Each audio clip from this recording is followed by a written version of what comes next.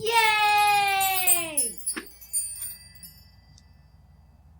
Alright, so today we're going to talk about decimal place value. So this video is only going to talk about how to compare decimals together. Okay, so let's talk about comparing decimals.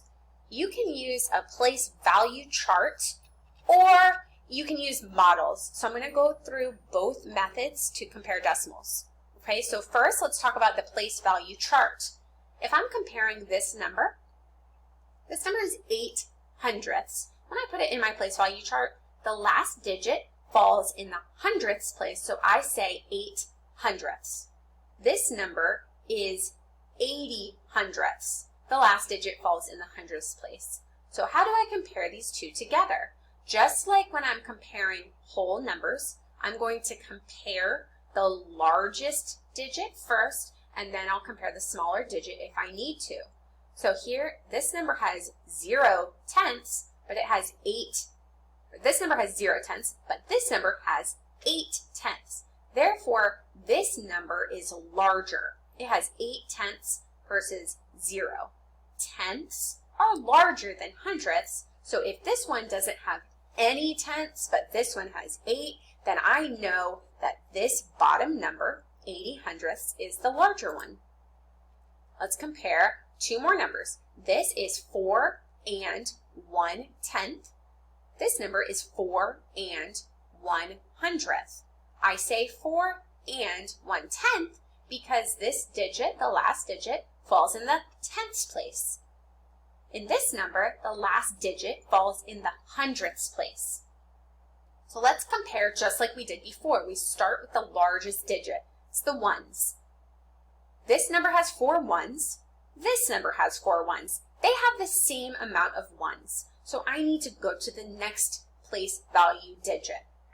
This number has 1 tenth and this number has 0 tenths. So just like the last example, 1 tenth is bigger than 0 tenths. So this top number is the larger number. Let's look at another one.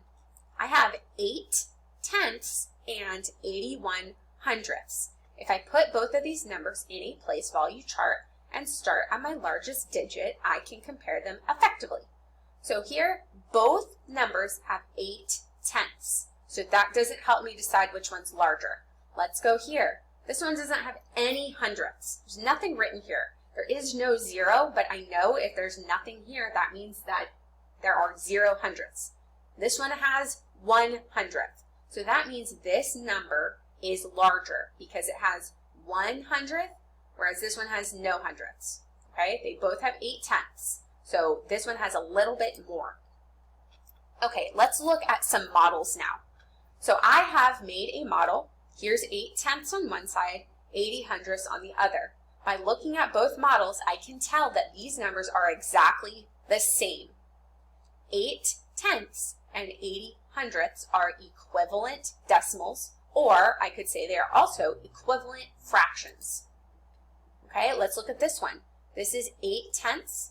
This is 81 hundredths. So just like we looked at the place value chart, I can see my 8 tenths or 80 hundredths here. I can see my 8 tenths or 80 hundredths here, but this number has 1 additional hundredth. So that means this number is just a tiny bit bigger than this number.